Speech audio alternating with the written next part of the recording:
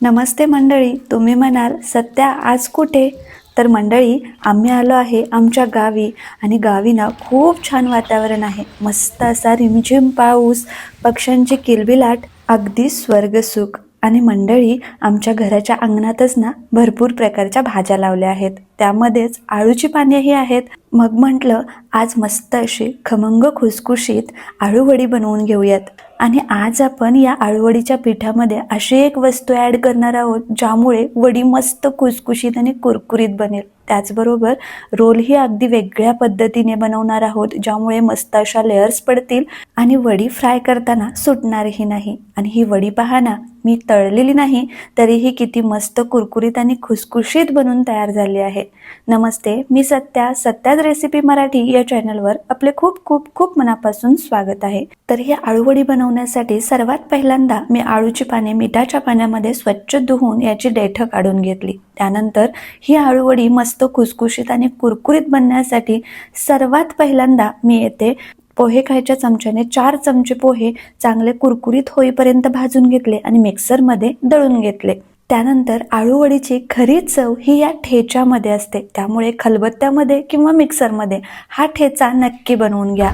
तर मी येथे मिक्सरच्या भांड्यामध्ये 10 ते 12 लसूण पाकळ्या, 1 इंच आल्याचे तुकडे, 7 ते 8 हिरव्या मिरच्या. वडी ना थोडी झणझणीत असल्यानंतरच खूप छान लागते, त्यामुळे मिरच्या थोड्याशा जास्त घेतल्या आहेत आणि 1 चमचा जिरे घातले आणि याचा भरडसर असा ठेचा बनवून घेतला. तर मी येथे वडीसाठी देशी छोटी आळूची पाने असतात ना, ती वापरणार आहे. त्यामुळे या छोट्या आळूच्या एका पानासाठी पोहे खायच्या चमच्याने 1 चमचा बेसन लागेल. तर मी येथे 10 छोटी आळूची पाने घेतली आहेत. त्यासाठी या छोट्या 6 पळ्या बेसन आणि 1 पळी तांदळाचं पीठ घेतलं. त्याचबरोबर 1 पळी भाजून घेतलेल्या पोह्याचं पीठ, अर्धा चमचा हळद पावडर, चवीनुसार मीठ, कलरसाठी 1 चमचा काश्मीरी लाल मिरची पावडर, 1 चमचा धने पावडर, 1/4 चमचा गरम मसाला, 1/4 चमचा हिंग आणि बारीक कट केलेली कोथिंबीर टाकली आणि यामध्ये थोडं थोडं पाणी घालून याचं बॅटर बनवून घेतलं.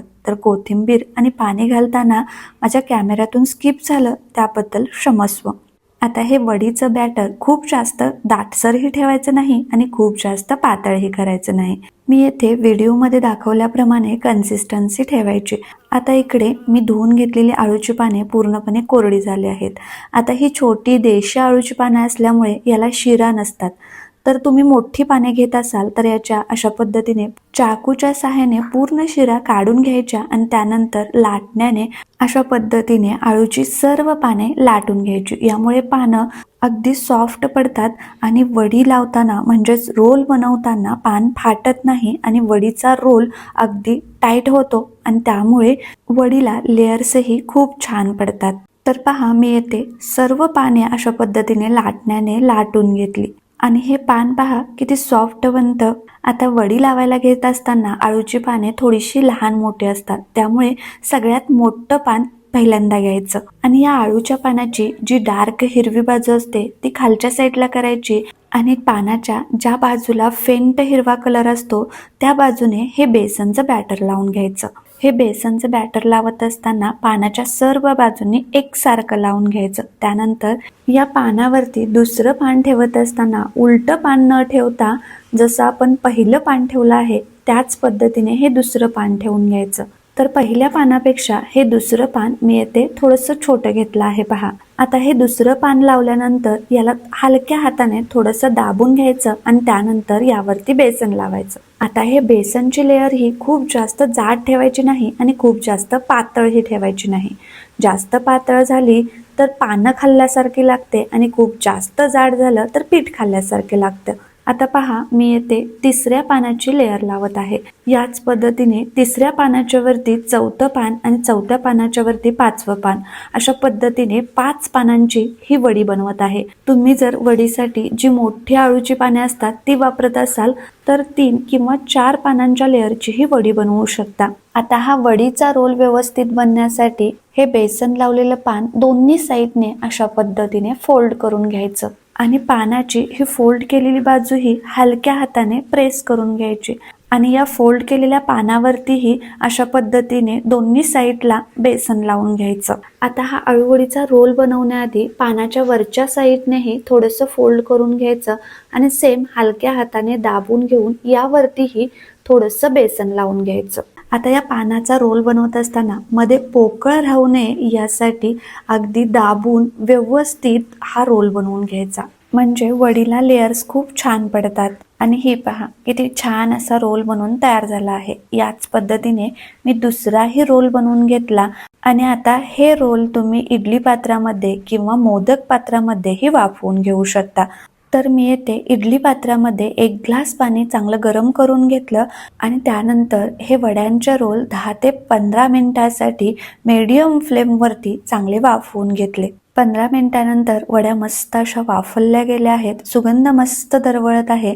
आता या वड्या इडली पात्रातून काढून घेतल्या आणि आता हे रोल गरम असतानाच कट न करता पूर्णपणे थंड होऊ द्यायचे आणि मग त्यानंतर कट करायचे. गरम असताना कट केले तर व्यवस्थित कट होत नाहीत. तर पहा वडीला किती मस्त अशा लेअर पडल्या आहेत. आता या वड्या तुम्ही शॅलो फ्राय करून घेऊ शकता किंवा डीप फ्राय करून घेऊ शकता. तर आमच्या घरी डीप फ्राय केलेल्या वड्यांच्या पेक्षा शॅलो फ्राय केलेल्या वड्या खूप आवडतात, त्यामुळे मी शॅलो फ्राय करून घेत आहे. आता वड्या शॅलो फ्राय करण्यासाठी मी येथे लोखंडी तवा घेतला आहे आणि लोखंडी तव्यावरती फक्त 2 चमचे तेल घातलं आणि यावरती पांढरे तीळ घातले. पांढऱ्या तिळामुळे वडीही खूप छान टेस्टी लागते आणि दिसायलाही सुंदर दिसते. आता या तिळावरती एक सारख्या वड्या लावून घेतल्या आणि एका साईडने चांगला सोनेरी कलर येईपर्यंत भाजून घेतल्या. आता या वड्या भाजत असताना तव्याच्या मधल्या ज्या वड्या असतात त्या पटकन भाजल्या जातात, त्यामुळे साईडच्या वड्या मध्ये करून घ्यायच्या आणि मधल्या वड्या साईडला करून परतून घ्यायच्या. आता या अशा पद्धतीने 2 चमचे तेलामध्येही खूप छान कुरकुरीत वड्या बनतात. पण तुम्हाला यापेक्षाही जास्त कुरकुरीत वड्या पाहिजे असतील तर तुम्ही डायरेक्ट तळूनही घेऊ शकता किंवा अशा पद्धतीने तव्यामध्येच थोडंसं एक्स्ट्रा तेल घालून भाजून घेऊ शकता. आणि या पहा किती मस्त अशा लेयर्सवाल्या खमंग खुसखुशीत कुरकुरीत आळूवड्या बनून तयार झाल्या आहेत. तुम्हीही नक्की ट्राय करा आणि रेसिपी आवडली असेल तर प्लीज एक लाईक करत जा आणि कमेंट्स करून सांगायलाही विसरू नका कशा बनल्या आहेत ते. परत भेटू.